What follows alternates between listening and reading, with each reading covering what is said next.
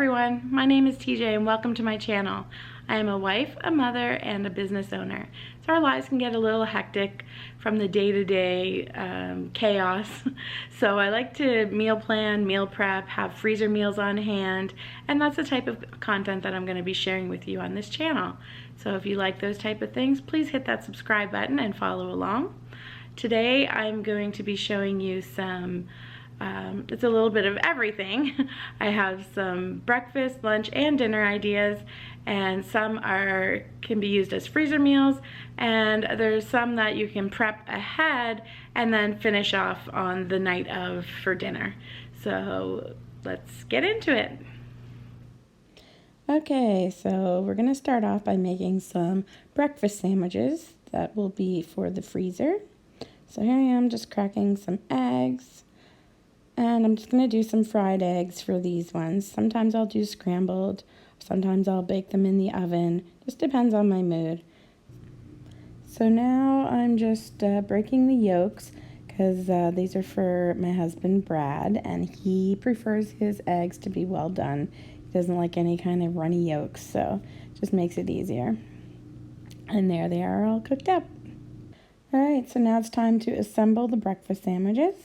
I've already toasted the English muffins, and I have one bagel.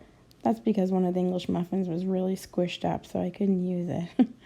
And as you can see, my last round there got a little dark, but that's all right. So I've started out, I put cheese on first, and then I'm going and adding ham, just slices of ham.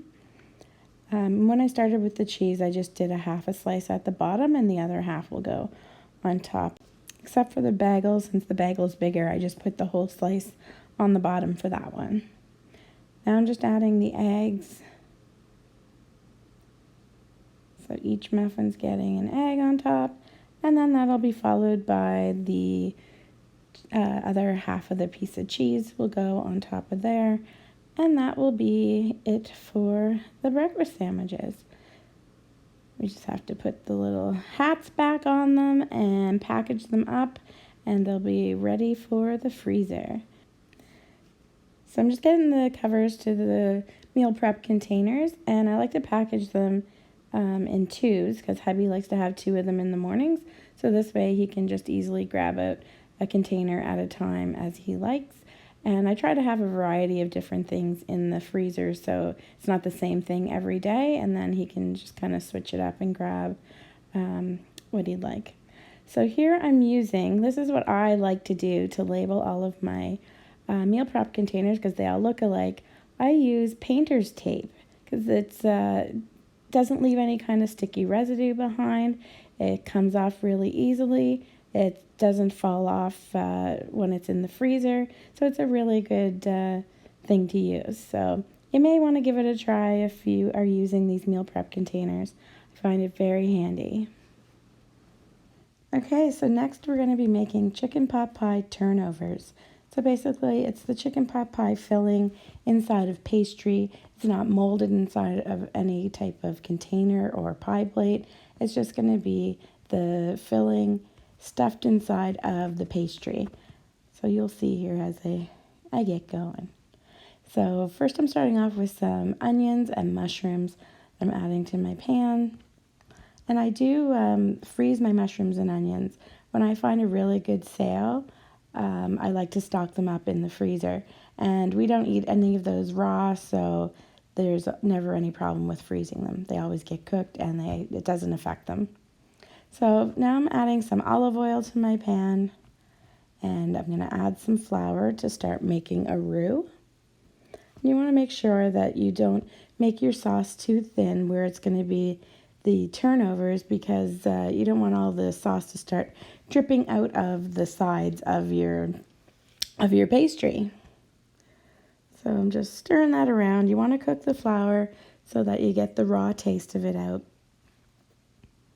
And you'll see here that I don't have quite enough liquid there, so I'm going to add a tiny bit more oil just so I can get that flour all incorporated and get it cooked off, which will help thicken up my sauce nicely. I know a lot of people will use the canned soup mixes for their chicken pot pies, like a cream of chicken soup.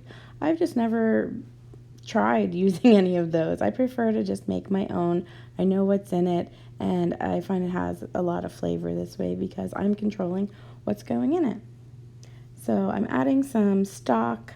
Normally I would use chicken stock, but I discovered that it was didn't have any as I started cooking. So I had some vegetable stock and just pulled that out and used it instead. And I didn't notice any difference in the flavor from what it normally would be. So either is fine. And of course, if you're using beef instead of chicken, then just use the beef stock. So I've added in some salt and pepper. Now I'm adding on some Italian seasoning, followed by some summer savory. And I really like summer savory. It reminds me of turkey dinner. It's what I use when I make stuffing or dressing for Christmas. I just find it really enhances any turkey or chicken dishes. So I'll put it in things like my homemade chicken soup and pot pies and just things like that. So I've added a little bit more stock in there, so I thought I needed a little more, and followed by some milk, which will just give it a little bit of a creamy consistency.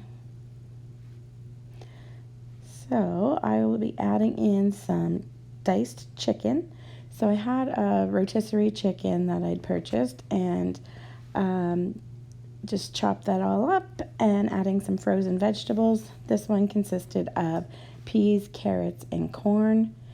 So I think it's a good mix of vegetables with the chicken. I don't like to add potatoes in my pot pie. I know a lot of people do, but I find with the crust that's enough,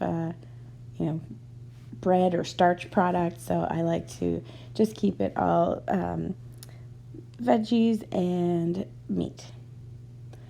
So now I'm just adding some more salt and pepper. It's really important to season your food as you go to keep layering the flavors. So although I added some at the beginning, I have to add some more after I've added more ingredients like the vegetables and the chicken.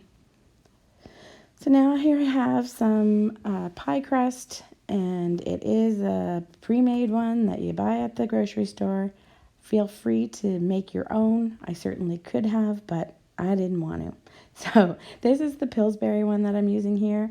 I actually really like the Pillsbury one. So I like it especially for the pot pies, I have to say. I find this goes really well together. So I just roll it a little bit thinner just to give me a little extra room to stretch the dough over the filling. So now I'm just going to add some filling in them, and it'll take you, a few tries to try to figure out how much filling you can put in there, because you do want to try to put as much as you can because you want the ratio. You don't want it to just be all pastry with not enough filling. So you want to try to stuff as much in without it wanting to spill all out of there. So then we'll just fold over the pastry from one corner to the other. And now we have to seal it in. So just start pressing all around the edges of your turnover on every side. And then what I actually did was I went back over them and rolled the excess pastry in so that it made it nice and snug in there and nothing's gonna come squirting out. So there they are, they're all ready to go. And now I'm just gonna cut some slits in the top to allow the steam to escape when they are baked. So these ones here are gonna be going in the oven to be eaten soon. And the others that I make, I actually have 6 that I get out of this. The other 4 are going to go into the freezer to be future freezer meals for either lunch or dinner, depending on our mood. So there they are, all baked up, and don't they look beautiful? So I'm just plating it up, and I'm going to cut it open and show you what it looks like inside so you can see all the yummy goodness. So getting my knife, and here we go.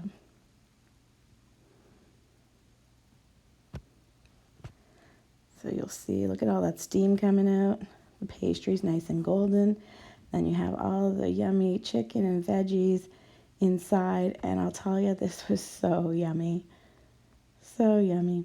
And you'll also have noticed that when I'm cooking, I don't really follow a recipe. I kind of just put as much of each spice and seasoning as I think that I'd like. So here's the other 4.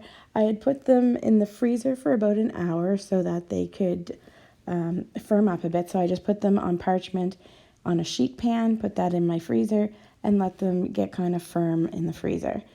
So now I'm keeping them on the parchment, which will make them easier to lift up and also will prevent them from sticking to the other pastries that are in the container with them. So I'm just storing them in a large meal prep container. So there's 4 of them that can be used in the future whenever the mood strikes. I'm just going to hold it up here and show you exactly what they look like. And there you go. So I'm going to put the cover on, get it labeled up, and into the freezer. And once again, I'm going to use that green painter's tape that I showed you earlier, where I just scribble on there what it is, so that way when I look in my freezer, all the labels are pointing out, showing me what's in each container, and I don't have to lift them up to try to figure out what's inside each container, since they all look the same. So there it is, ready to go. So last up is the dinner that I'm making. I'm having family over for dinner, and there's quite a few of us, so I decided that I would prep as many things as I could the night before. So I'm just cooking up some onions and mushrooms here. And the seasoning that I like to use on them, I don't know if you've ever eaten there, but the restaurant, The Melting Pot, it's a fondue restaurant. Absolutely love it. We don't have it here, but every time I'm in the States and there is one nearby, I go there. So I like to buy their garlic and wine seasoning. It is so good on any type of vegetable, so I use that quite a bit. I did also add some salt and pepper to them as well. So those are all cooked up, and they'll just go into a separate container. Now I'm moving on to, I have to make some garlic butter. That's going to go on my cheesy garlic smashed potatoes that I'll be making for dinner tomorrow night. So I have some softened butter in the bowl, just adding some minced garlic to it. And I like to buy those big jars at Costco, the Kirkland ones. You get so much for a low price, and it lasts a really long time. And I just find it so much more convenient than having to chop garlic and getting the smell all over my hands. So I like convenience. So to the butter and garlic, we're going to add some parsley, followed by some rosemary will be coming in next here. And you'll see with the rosemary, I didn't actually measure how much I put in. And I like to put it in the palm of my hand and rub it together to get the oils and flavor released from it. So I don't just put it in a teaspoon or a measuring spoon. I like to use my hands for that. And I'm adding in some pepper as well. And giving it a good stir up. And that is the garlic butter. So that will get set aside to use tomorrow night on the potatoes. And finally, I'm going to be making the marinade that's going to be used on the Derby beef tips that I'll be making. So it's Derby steak that I'll be doing. It's just chopped up sirloin that I use. And this is the marinade that's going to go on it to let all the flavors soak in overnight. So in the bowl, I started with some water and added some soy sauce. This is a low sodium one I use there, but it doesn't really matter. Whichever you prefer, it's just the one I had on hand. Now we're adding some more of that garlic. And now some onion. It is supposed to be onion powder in the recipe. However, I didn't have any. So I did have this big jar of the granulated onions from Costco, so I decided to use those instead, and it worked fine. There's no problem. Now I'm adding some basil. And do you guys have, I'm wondering, with all your spices, is everything that you have all different brands and different bottles and bags? And I just buy whatever wherever I'm shopping and when I'm in need of it. So after the basil, I added some black pepper, and now I'm adding some cayenne pepper. And that's everything that goes in the marinade. So I'm just going to give it a nice whisk up there, and it'll be ready to go to pour over our steak to let that marinade overnight in the fridge, which will really get that flavor in there. So there's all the sirloin that hubby chopped up for me, which is great, so I didn't have to do it. And now I'm just making sure I get all those spices in there because we don't want to lose all those. That's lots of flavor there. So once you get that in, you're going to make sure you seal that bag up really well so nothing comes leaking out at you. That will be a mess in your fridge if that isn't sealed well. So make sure you take your time. So now you're just going to give it a nice massage, work it all in there, make sure it's getting over all of the meat. And this is a really big bag of steak. Again, I was having family over. There's quite a few of us, and we needed to have quite a bit. So here's all the stuff I prepared: the marinated meat, the mushrooms, the onions, and the garlic butter. So now it is the next night, and I'm actually have supper going. So here's the baked potatoes that I've done. So they've already been baked. They're nice and soft, and I'm just going to use a masher and smush them down. So that's why they're called smashed potatoes. So basically you want to maximize your surface area that's exposed, and you'll get kind of crispy edges. They're wonderful. So next we're going to put some of that garlic butter on there that we made. And I will say the potatoes, before I bake them, I put some olive oil, salt, and pepper on the outside of them before I smashed them down after they were baked. So here comes some garlic butter. We're putting it on all of them. I was having a hard time getting it off of the spoon there, so I just used my finger. They're all family. They're used to it. And just want to spread it around. Make sure we're getting some of that flavor on all of the potato. It is so good, you guys. I've made these several times, and everyone I've fed them to really likes it. So there's what they look like once they get their dousing of the garlic butter. And now we're going to do the best part, which is add the yummy cheese. So I had two different flavors here that I was using, starting out with some mozzarella, and then I'll be following that up with some cheddar on top as well. Feel free to use whatever kind of cheese you like, but I find cheddar always goes really nicely with baked potatoes, and the mozza just kind of helps it melt even better. So just making sure we get some on all of them, trying to get as much as we can on all of them. So you'll have the gooey goodness and the crispy edges, and they are delicious. So these guys are all ready to go into the oven. So we're going to get those in and start working on the rest of the meal while they finish up. Okay, so back to that meat that we've had marinating overnight. You'll see that I'm draining some of the liquid off of it. If you leave all of that liquid in there, your meat is going to braise instead of sear, and you do want to sear it. So you will want to remove as much liquid as you can. I just have some vegetables going on the side there. There they are. There's some beans and carrots. So here is the steak just about finished up there. Looks yummy. And if you're wondering why I kept the mushrooms and onions separate, is because some people don't like mushrooms, some people don't like onions, so I just did them separate so that I could serve it that way. So there are the yummy baked potatoes, the cheesy potatoes. Just open a can of corn. We have the beans and carrots and the yummy steak. So you'll see here that the mushrooms and onions are now in with all of the steak. That's because I'd already served the picky people that didn't like either or. So once they were served, then I just took whatever was left, dumped it in with the meat, and served the rest of us. So that's all the meal prep for today, guys. Hopefully you liked this video. If you did, please make sure you hit that subscribe button, give us a nice big thumbs up, and join in for another video in the near future.